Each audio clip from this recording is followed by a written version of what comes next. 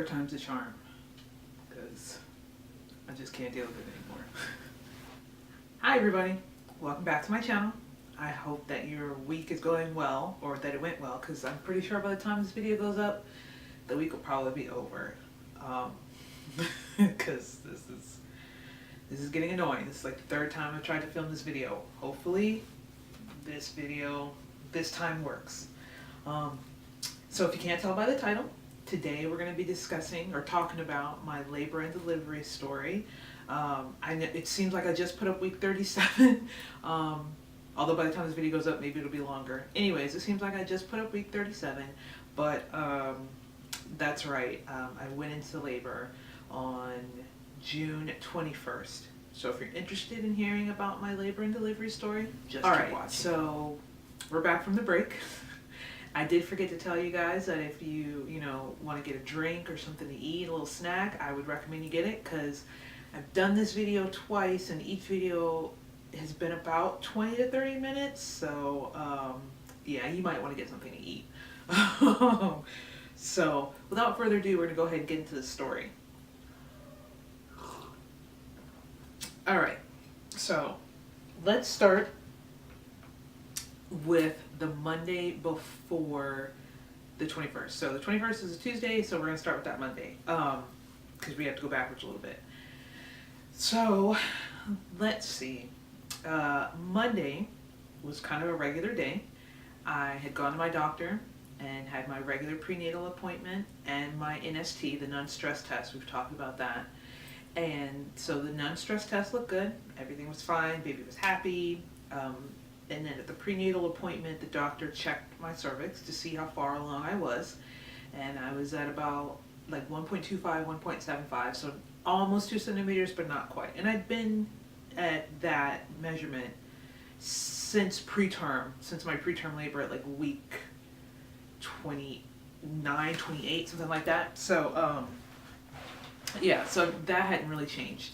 So at that point, my doctor is like, well, we're going to discuss induction. And like I said, in week 37, the doctor was very, I don't want to say adamant, but he didn't really want me to go past 39 weeks. He didn't want me to go to full term because of the high blood pressure and everything.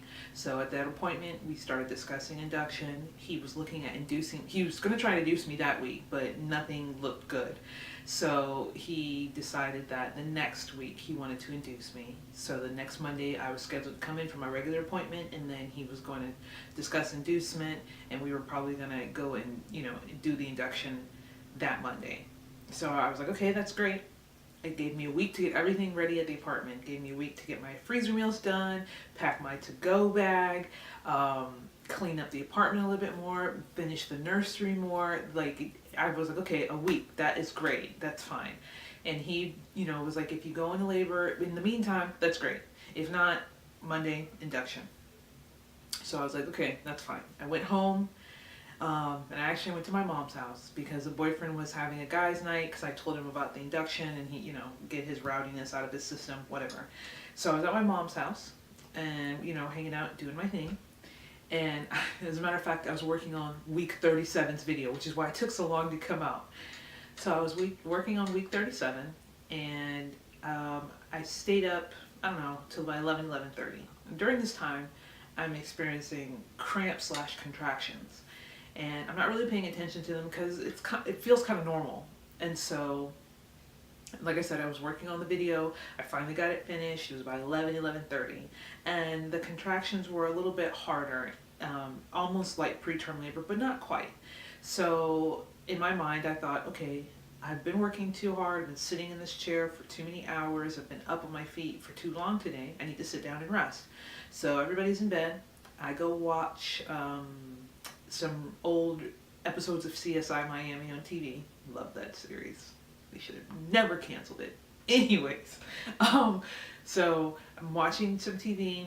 The contractions they're still coming. So I was like, maybe it's just time for me to go to bed. So I finished my last episode of CSI Miami and turned off the TV and went upstairs to bed. And I went to bed. I slept for a couple of hours, and everything was fine. And then I woke up with some very intense gastro issues. And this is going to be TMI, but for the ladies who've had children, or the ladies who are pregnant now and you've gone to your birthing class, they're going to tell you that part of labor is diarrhea. And I'm assuming it's because, you know, your body's trying to like cleanse the system, no contamination, whatever. I don't know. The point is that part of labor is, you know, beginning labor is diarrhea. So I woke up with some very intense gastro issues, and I went to the bathroom, and yes, I had diarrhea. I know it's TMI. And this went on for, I want to say like 30, 40 minutes. So by this time I've woken up and it's probably like 2:30, 3 o'clock. So, actually maybe like 3:30. It's a little bit closer to 4. So I'm in the bathroom again, you know, back and forth, up and down, up and down. And finally the system's kind of cleared. And I'm in bed, and during this time the contractions are still sharp. They're becoming sharper than they were earlier in the evening. So in my mind I'm thinking, no, this is not labor. I'm just really not feeling well. Again, I've stressed myself out. I've done too much. I need to just rest. The contractions are very sharp at this point, and they're coming kind of quick. So I get my phone out and I have a contraction timer, and I'm timing my contractions. And so at this point I want to say that they're probably about like 5 or 6 minutes apart, almost like when I was in preterm labor. So I didn't really make the connection. I was, no, this is not labor. This is simply, again, maybe preterm. I'm stressing myself out. But they're very sharp. They're very intense. I don't want to say painful because I don't want to scare anybody, but you know, they were uncomfortable and they were taking my breath away. You know, each one that came, I had to concentrate. I had to do my breathing, and nothing else really mattered while I was in the middle of a contraction. So I get to the point where I can't get comfortable. I need to find some way to get some comfort. So I get on the floor, and I get on all fours, and it's kind of like a faux yoga pose. What is it, like downward facing dog or something? I'm not really sure. So I get on the floor, and I'm like rocking back and forth. I'm moving my hips, you know, trying to get some comfort. And while I'm on the floor, I feel a gush of water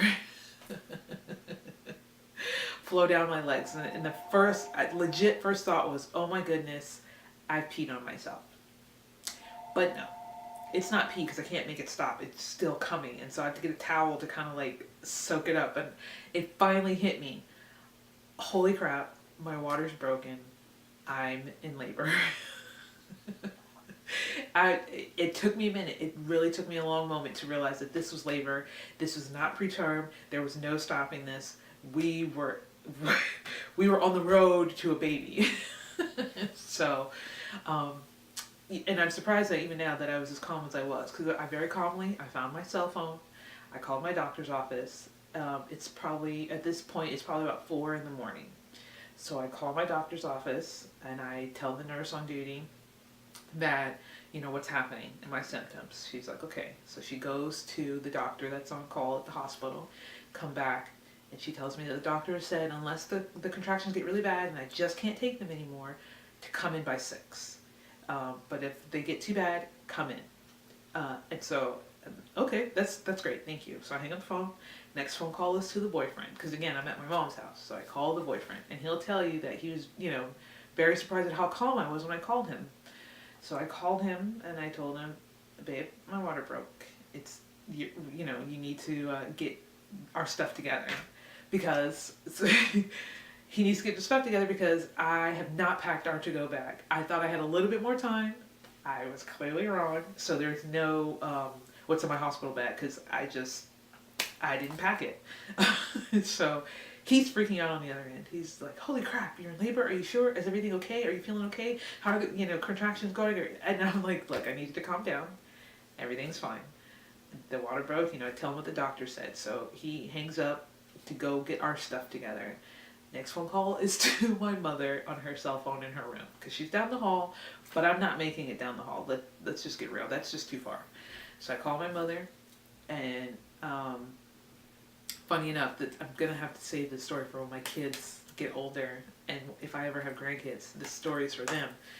I call my mother on the cell phone, and she answers, and I tell her, Mom, you know, my water broke, I'm in labor, I need to go to the hospital. And she responds with, okay, well, I thought your boyfriend was taking you. And I was like, well, he would, but I'm not at the apartment. I'm here. And my mother has forgotten that I'm staying with Sorry her. about that. I take a break. So, where were we? Called my mother. She'd forgotten I was in the house. And so once she realized that I was still in the house, she was like, oh my goodness. So she came down to my room, and again, I'm on the floor on all fours, and she's looking at me and she's like, are you okay? Is everything all right? And I was like, yes, I'm having some intense contractions. They're almost like 2 minutes apart. And I'm just trying to get comfortable. So she's like, okay, you know, so fast forward a little bit, we're getting ready. The boyfriend's calling me while we're trying to get out of the house because he needs to know what to pack. And I'm like, let me send you the list of everything that I needed. He's like, okay. So we get out the door. My mother's a little freaked out because she doesn't think we're going to make it. Because again, the contractions are intense and they're coming pretty quick and they're lasting, you know, like at least a minute. So we're at that 5-5-1. If you ever go to your birthing classes, they're going to tell you it's like, I think it's 5-5-1. So it's like 5 minutes apart. I've forgotten. I got to go look it up. Let's just move on from there. So we get to the hospital. We get to the hospital by 6. We get checked in. I get to my room, you know, I get comfortable in the bed and stuff like that. And, you know, I get hooked up to a blood pressure monitor because, again, I have high blood pressure. We need to monitor my blood pressure. And I get my IV. And the only complaint I have about my hospital, and I don't know if this is everybody's hospital or mine, is the constant asking of vital information. And what I mean by that is she kept asking for my name and my birth date. And I was like, you know, Desiree, and then my birth date, you know, my problem really is that I never got out of the bed. So why do you keep asking me the same information? You know, I'm in the middle of a contraction here. You're going to ask me my birth date and stuff. Look, you need to leave me alone. And I think at some point I snapped at the nurse and she's like, look, we're going to be going through this quite a bit today. And I'm like, why? I have an armband on. You know, I have my tag on. My boyfriend has my tag, or his tag on with my name. Look, I am ID'd up. I don't understand why you need to keep asking me the same question. That's the only complaint I have. Other than that, my nurses were amazing. Every shift was amazing, but that's my only complaint. And I guess it makes sense, but not really. Anyways, so again, you know, I'm checked in. The boyfriend shows up a couple minutes after I do, and so he was kind of concerned that he was going to miss it. I was like, no. So, you know, and so fast forward a little bit, you know, contractions are coming. I got to breathe through them. The nurses and the boyfriend keep telling me, you know, just relax into them. And I'm like, look, you don't need to leave me alone. Let me do what I'm doing by myself because you're not helping me. You're stressing me out. So, you know, again, the contractions, I hate to call them painful. They were a little painful. It was like 2 steps up from like everyday PMS cramps. So whatever your cramps are when you're on, you're having your period, just magnify them by 2, maybe even 3, depends on your pain tolerance, and that's where we're at. So we're doing that. My doctors come in while I'm in contraction and, you know, in labor. My blood pressure spikes. It spikes really bad. I think it was like 162 over 100. So they were concerned. Not a little, they were concerned. So at this point we get on my blood pressure med, put it in through the IV, because I haven't had the chance to take my morning dose.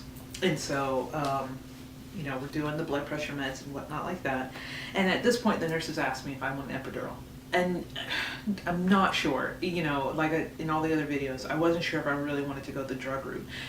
Yes, I wanted the epidural because it was going to help with the blood pressure and keep the blood pressure down and keep me, you know, kind of calm and whatnot. But then no, I didn't want it because I wanted to be able to feel what was going on. I wanted to get up and walk around, and I kind of wanted to be in control. It's one of the reasons I'm not really like into drinking, and I never was, you know, did drugs or anything like that, because I need to be in some kind of control. I do not like being out of it and not knowing what's going on, or not being able to take control of the situation if need be. So yes, I'm a control freak, especially if I can control it. And so again, you know, she's asking me if I want an epidural. The boyfriend's asking me. I was like, well, I'm not really sure. At this point, we're at 7 centimeters. Remember that. So still skipping over some stuff, you know, asking things, going through breathing, contractions, all of that's happening. So, you know, my doctor comes back in, and the contractions are coming much more frequent. I think we're now like a minute apart, and they're much more intense. They're more intense than they've been all day or all morning. So my doctor's like, you know, it's not long now, you know, we're going to be pushing in a little bit. And I was like, okay, can I get an epidural? Because at this point I'm like, yes, I want one, because the contractions are intense and they're taking my breath away. I can't concentrate. I can't get comfortable, and I'm just miserable. I'm not gonna lie, I was miserable. And she's like, well, probably not, because we're gonna do the blood test, and by the time the blood tests come back, it's probably gonna be too late. So no. So at this point, there's a realization that I'm about to have a natural birth, no drugs at all. And what can you do? Shrug and say, okay. So it's like, okay, all right, then that's what we're gonna do then.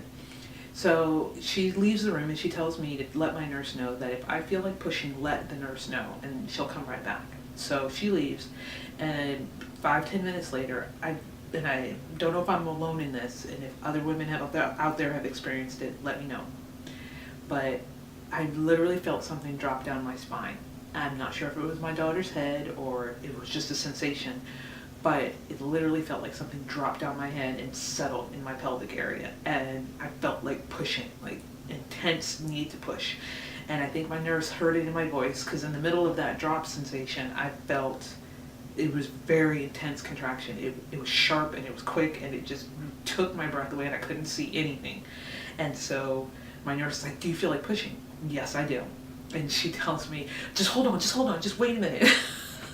I was like, sure, let me wait. It's like, okay. So she runs and gets the doctor. The doctor comes back, and you know, I sit up in the bed, and she's feeling around down there, seeing how far I am. I'm at 9 centimeters, so she tells me to start pushing a little bit. We're doing some test pushes. You do the push, and whatever she felt, she was like, okay, we're ready to go. So everybody suits up. I've never seen people move so quick in my life. Everybody suits up, lights come on, the stirrups come out of the bed drops, we are ready. And so I'm sitting up, and we start pushing. Things go a little hazy at this point, because it's, you know, the pain, and everybody's shouting, well, not shouting at you, everybody's telling you what to do, and you're trying to do it, and you're trying to stay calm. They're like, hold your legs. And I didn't really want to hold my legs, because I could only, like I said, I could only do one thing at once. And they were like, breathe and push and hold your legs. Well, something had to give, and holding the legs is one of them. So at that point, I think the boyfriend's holding one leg, and the nurse is holding the other. And sometime during the pushing, I eventually like kind of get the mindset to grab my legs and push. And that's the other thing, is that when you're pushing, it's like 3 sets of 10, one right after the other. So you're pushing and kind of like holding your breath for 10 seconds, and you release it. You only get a second to like catch your breath, and you got to push again, and then a second, and then push again. So you have to really be focused. And so again, we're pushing. At some point I get oxygen, because I don't think I was getting deep enough breaths, and so the baby's heart rate was kind of dropping a little bit, and so I got some oxygen, and I was pushing. And so, long story short, or story, the culmination of the story is that at 8:10 on June the 21st, 2016, my daughter, Adriana Eileen Bowie Ortega, was born. She came to this world at 6 pounds, 4 ounces. She was 20.5 inches long. And like I said in my last couple of videos, she had 6 fingers on one hand. The other hand, I think it twisted off in the womb or something, I'm not really sure, but she was born with a 6th finger on her hand. I made sure that they kept it. Nobody did anything until my father got there to see it, so that he would know that that was in fact his granddaughter. But yeah, she was born healthy. She cried when she came out. When she came out, they kind of plopped her down on my stomach, and I got to hold her, and you know, love on her a little bit and did some skin to skin. The boyfriend got to cut the umbilical cord. Took him 2 tries, but he did it. And my mom was there the whole time, so she got to see her granddaughter born. She got to take pictures of her fresh out the womb and with her first swaddle and everything like that. And boyfriend got to take pictures of that as well. And then, you know, after she was born, there was the whole afterbirth. We're not going to go into that unless you guys want me to. I could talk about it later, but it wasn't really all that exciting. I did tear a little bit, so the doctor ended up having to stitch me. I have to be honest, that's probably more painful than giving birth. That's the weirdest thing. She doped me up, but it was like I felt the stitches. I felt each stitch, and I was kind of like jerking, whatever. But yeah, I think that was a little bit more painful than giving birth. The giving birth was a lot of pressure and contractions, but not sharp, well, sharp pain, but it was kind of muted pain. I don't know how to explain it. It wasn't as sharp and focused as each pinprick when you get stitched. I know I have freaked out somebody in the audience. I apologize. But like I said before, I will give it to you straight. So that is my labor and delivery story. Everything went well. You know, even the blood pressure for the next couple of days after that, it was a little high, but then it came back down to what I consider normal for me. The doctors still think it's high, but I was in good numbers for me. So that was probably the only, you know, concern was that my blood pressure was kind of high, and they were concerned about it. But labor was short. I got in at 6, and like I said, my daughter was born at 8:10, so it was like what, 2 hours, 2 hours worth of labor and pushing and contractions and stuff. So you know, it was relatively short in comparison to maybe other women's labor. Slept through a good chunk of the beginning part, the first stage of labor. But yes, everything went well. My daughter is healthy. As a matter of fact, she's downstairs taking a nap because I don't know if you can tell, but I'm at my mom's house. That's another story. So my daughter is healthy. She's downstairs taking a nap, and everything is good. So I want to thank you very much for watching this video. I hope you enjoyed it. If you have any questions or comments or anything like that, please feel free to leave them down in the comment section below. You can text me, well, not text me, you can Instagram me, you can Facebook me, you can, like I said, you can leave a message down in, in the comments. You can email me if you want, or private message me, whatever, if you have a question. And I hope that you have a very good day. So thank you again very much for watching this video. Don't forget to rate and subscribe, and I will see you in my next video. Have a good day. Bye.